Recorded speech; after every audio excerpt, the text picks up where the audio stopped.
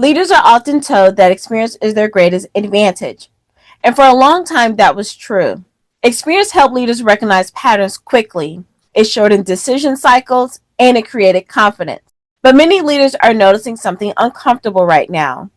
Their experience doesn't seem to clarify decisions in the way it used to. In some cases, it's actually making decisions harder to land. If you ever felt that tension where your expertise feels less reliable than it once did, that's not a personal failing. It's a signal. The most common response to this discomfort sounds reasonable. We need even more experienced people involved. We need deeper expertise at the table, or we need specialists who've seen this before. But here's the quiet contradiction. The environment leaders are operating in now don't resemble the conditions that expertise was built for. And yet, organizations keep doubling down on experience as if being familiar will produce clarity. The misdiagnosis is subtle. Leaders assume expertise automatically improves judgment, even when the nature of the problem has changed. You can see this pattern across multiple domains. In AI conversations, experts debate implementation details while missing broader judgment questions about impact, trust, and readiness. In consulting relationships, firms deliver technically sound recommendations, but leaders feel uncertain about acting on them. And inside organizations, experienced leaders talk past one another, each interpreting the situation through a different historical lens. And expertise becomes less of a guide and more of a filter. Here's the distinction most organizations never make. Expertise is retrospective. It's built from past conditions, known variables, and established patterns.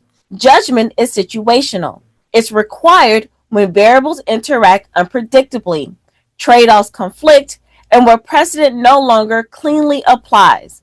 As complexity increases, experience explains less. Pattern recognition shortcuts misfires, and confidence outpaces clarity. Expertise starts answering the wrong questions well, not because it's wrong, but because it's being applied beyond its useful range.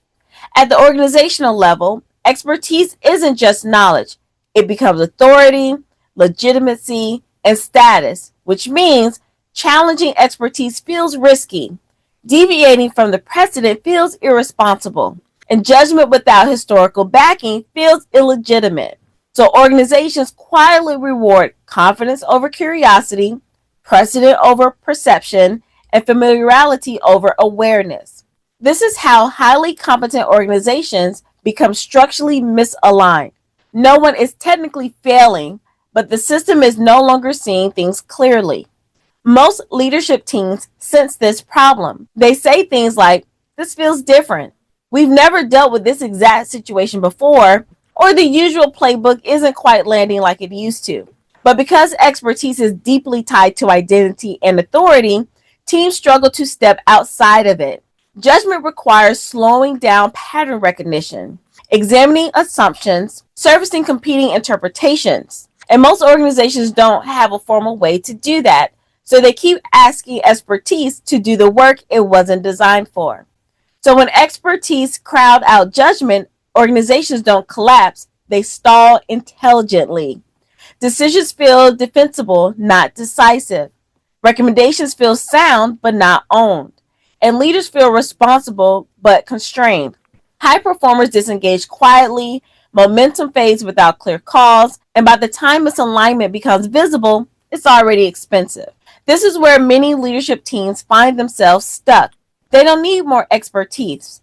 They need a way to examine how expertise is shaping perception, surface where judgment is being deferred, understand how authority is actually functioning in the system. Because expertise can inform judgment, but it cannot replace it. So the question leaders need to ask isn't, do we have the right experts? It is, however, do we know when expertise is no longer the most important input? Because when judgment is required, but expertise dominates, clarity doesn't increase, it disappears.